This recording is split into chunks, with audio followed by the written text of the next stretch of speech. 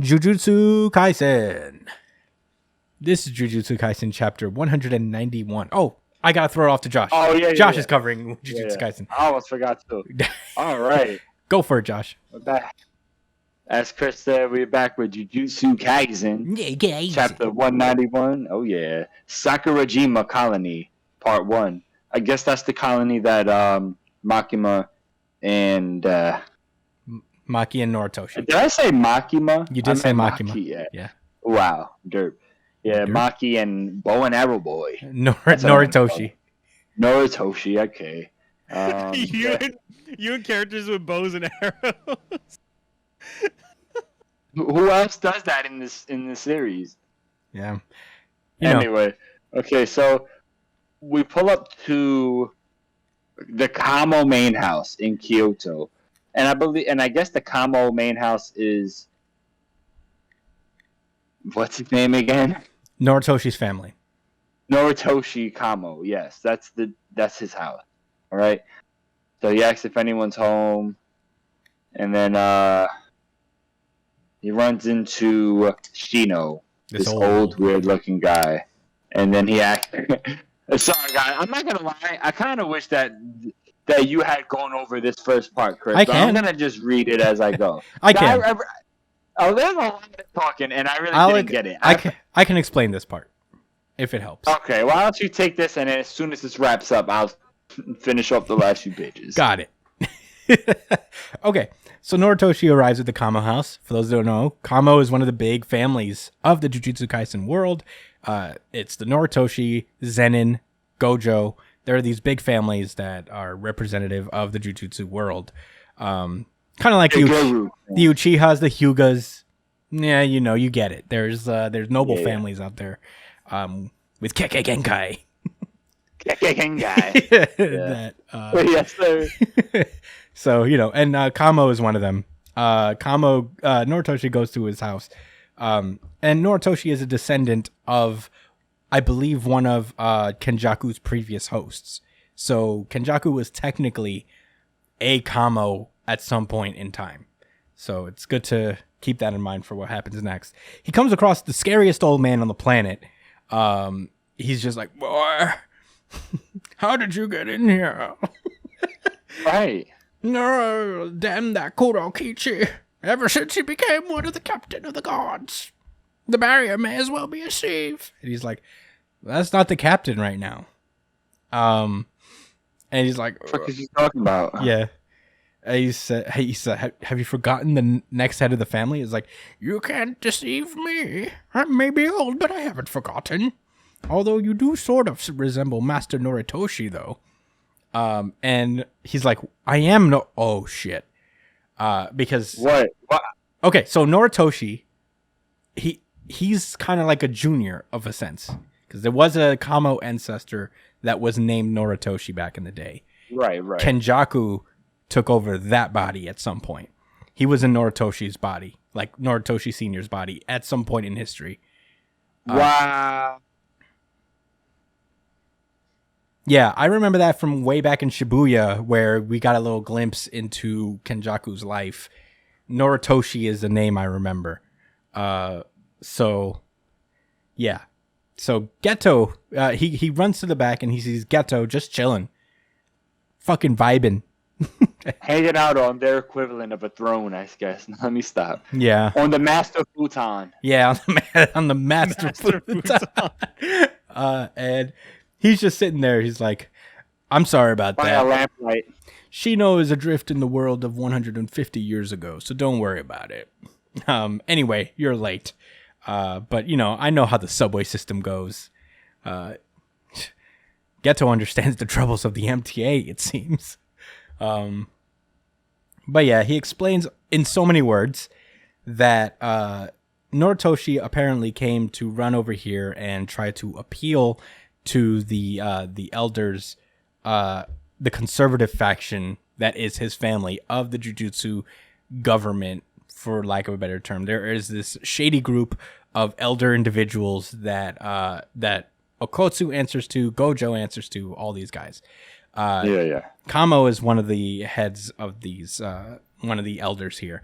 and they represent this like conservative faction of Jujutsu world, which hasn't been spoken on a lot because like the last time Gojo really has an axe to grind with them because they do things in an old and archaic way, and they're not very nice people. So you know they're the ones who called for Itadori's execution and whatnot, and also the execution of Geto himself. Geto realizes that Kenjaku rather recognizes that I guess your plan was come here to plead with them about this whole ordeal with getting Gojo out, because technically they would be in trouble because Gojo has been excommunicated from the Jujutsu world, and unsealing him would technically count as a crime. So I can't believe they passed that law before. That was so like salt lords. Like that niggas was so mad. Yeah. Well, you know, it's not good that Gojo sealed him, but I mean, if he seals, we'll take advantage of it. Yeah. Keep him sealed, so we don't have to worry about his annoying ass. That is shiesty as fuck. They'd rather their rule be unchallenged than keep the world safe. Yep. Basically. That sounds very familiar. Anyway. So basically, that's what he was doing. He was just trying to like see if he can like talk to the elders to get them to chill the fuck out. And Geto was one step ahead. So he basically came in and he killed a bunch of the Kamo heads and became head of the Kamo household himself, and thus placing himself firmly in the position of power of one of the elders of the Jujutsu world with voting power and all that shit. Because they have to respect it because he smoked their whole crib? I suppose. I'll tell you what. Zenin too. Now Maki's the elder of the Zenin clan, right? Yes. Well, Megumi was technically the next head. Oh. So Megumi would be the next head now, seeing as how literally everyone else is dead. So yeah, even the elders, right? Even like the old people. Yeah, Maki killed everyone except for Megumi. She and Megumi seem to be the only living members of the Zenin clan left for she now. Has no beef.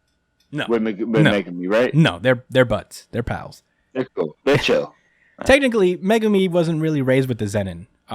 He even took his mom's name. You know, like so. That saved him. Did it really did? Megumi was this close to getting like offed by Maki. It was just one errant decision. And one psychopathic father. Yeah. That being said, okay, so I guess, you know, he takes over the Kamo clan, and for whatever reason, the world honors that. Like the faction, the weird elder people honor that. For some reason. I guess that even this is better than Gojo getting out. In the eyes of the conservative faction of the elders. If somebody could explain that a little better to me, because I'm a little confused about that myself, but that's as best as I understand it personally. But, you know, Noritoshi like, actually Kenjaku's just like, you have no place here, so we'll never meet again. Noritoshi gets ready to scrap, and he's like, no, I didn't mean like, I'm not going to kill you. So because that was so funny. He's like, no, get out of here, bro. Whatever, man. I'm not gonna mess up this nice room. You don't see how fly this futon is, and this lamp, this master futon of mine, decorations. Yo, so I had somebody in here fix this shit up, bro. Yeah, so buzz off. Yeah, peace. You know you don't want problems. Bye bye. And I guess he leaves, and now this go ahead to your plans and schemes. Yeah. And I guess this is where I hand off to Josh, because now we cut back to the present. Big worm thing coming from the sky. Oh man, it's crazy. It's ironic how like I'm taking up the reins of this pod right now to explain the rest of this chapter, but you also have this big, ugly motherfucking worm entering the scene as well, as Maki and Noritoshi.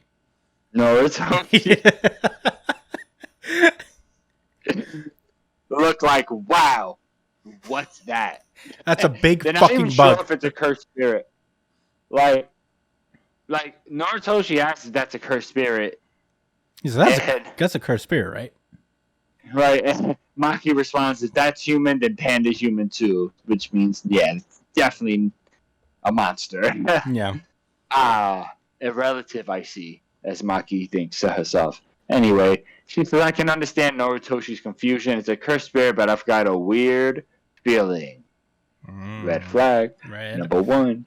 Okay, so, the caterpillar's in the sky just wreathing and, like, shaking its body. I don't know. Like, he's just making sounds. It's very gross and nasty. It starts saying, ma, ma, and Maki, maybe Maki, because he jets down in such an incredible speed. I wasn't ready for this big, huge worm thing to be moving this fast. Running around at the speed of sound. Yeah.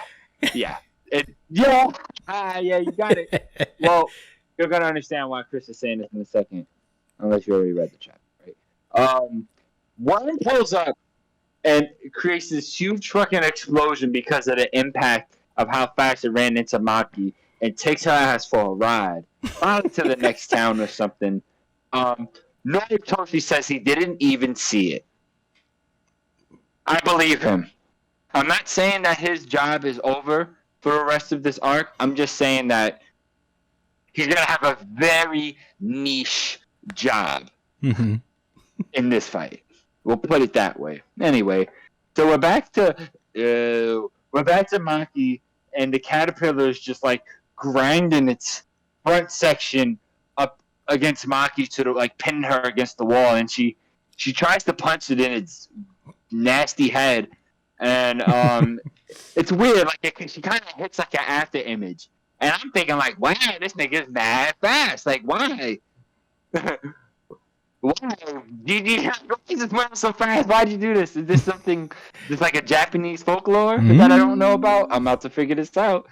And yeah, Maki gets like hit again. Like after she hits an after image, she gets countered and gets hit, but she's good because nothing matters to her. I guess really, right? Yeah.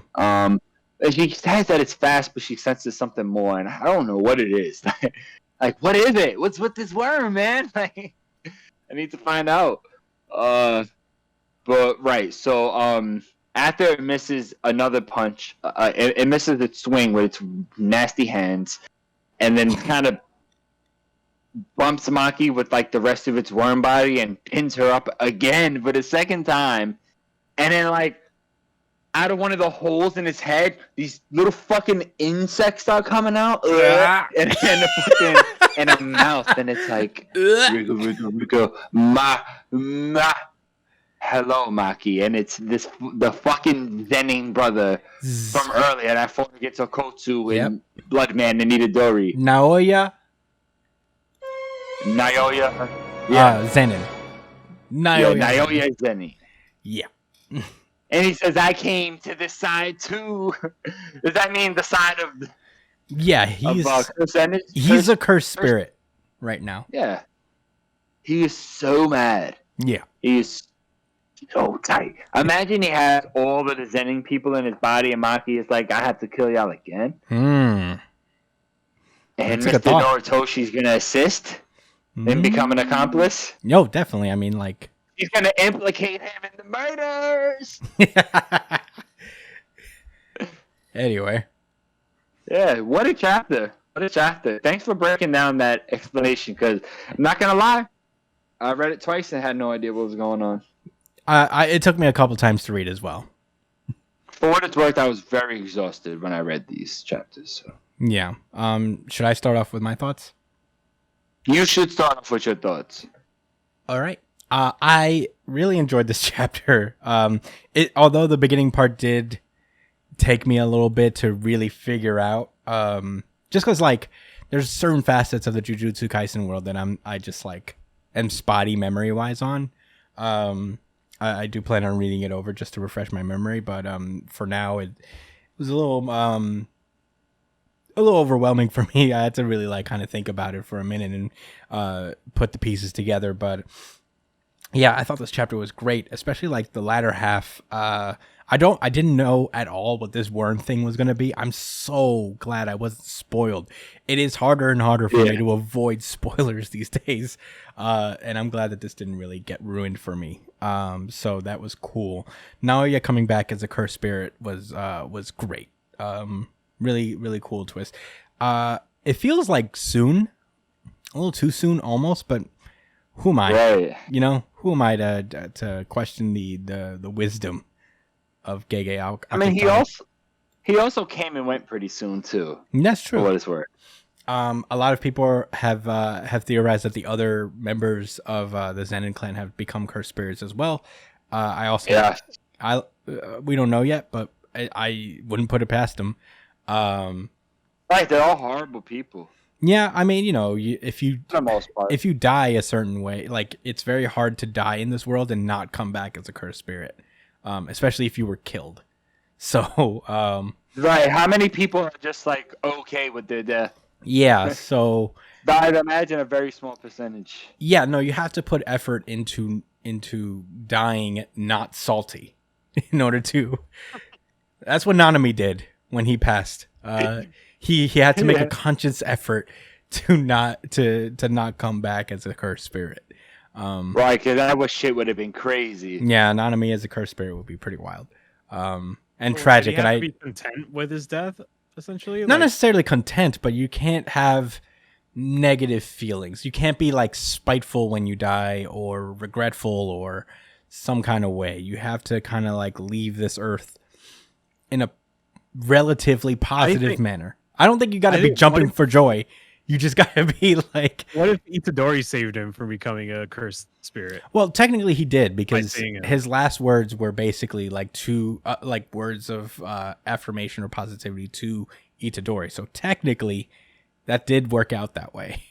Yeah, I think if Itadori wasn't there, maybe it goes different. Maybe because it would have been just a tad bit more salty. Yeah. I mean, you know, it is very difficult. I think like when you die in this world, you don't like 9 times out of 10 you become a cursed spirit.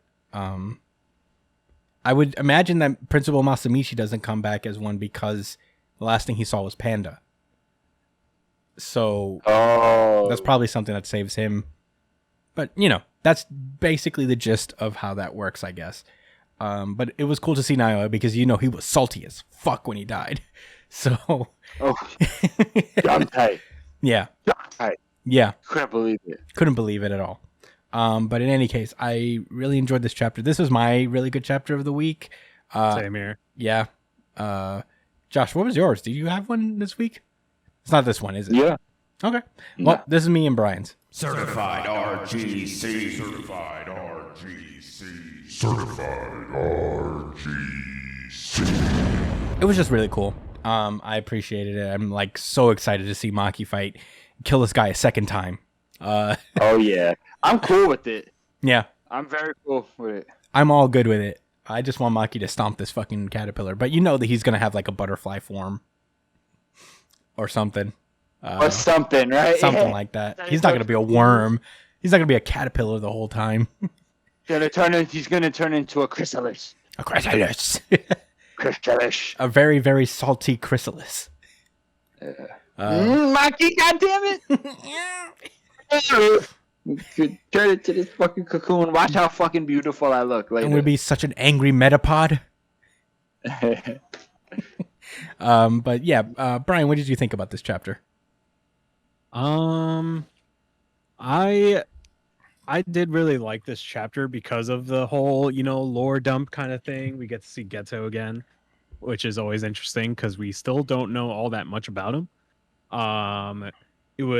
It's nice to see Maki back in action again too, after that whole massacre.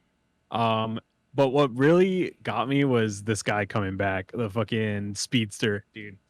Naoya?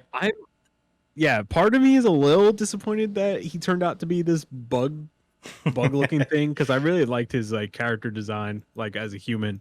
But you just put the idea in my head that he could just evolve and come out of a cocoon as a butterfly and shit, which would be interesting. But yeah, it's just classic Jujutsu Kaisen, man. I don't know.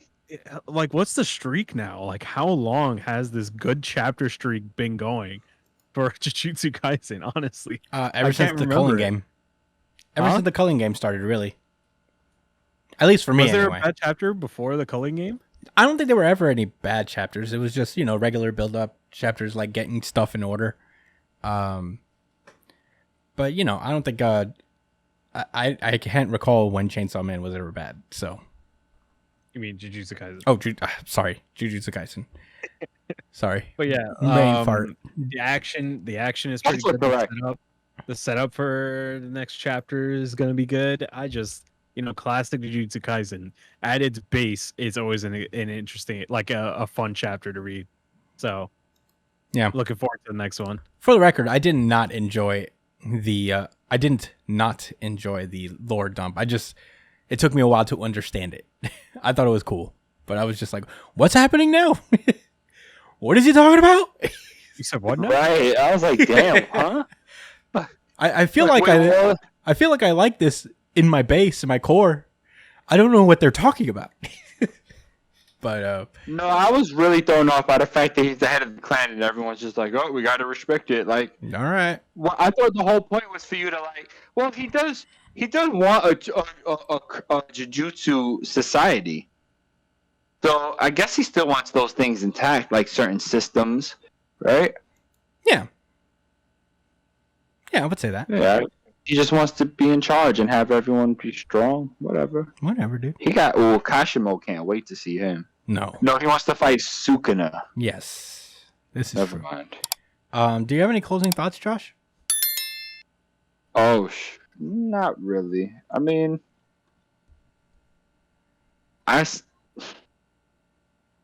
no, I don't have any additional thoughts, to be honest. Okay. I'm very hyped for this chapter. You know it's on break next week, though. Yeah, Oh, it is. really? Yeah, I it didn't is. know that. Yeah. I'm going to put the X for that box right now, actually. Yeah, it's been subbing out. All these series have been subbing in and out of each other, like tapping in. One Piece is back next week. Them all back. I just Jujutsu want them all Kaisen. back for 1 week. Is that possible? Yeah. Yeah. Maybe in 2 weeks, nothing will be on break. That's the hope anyway.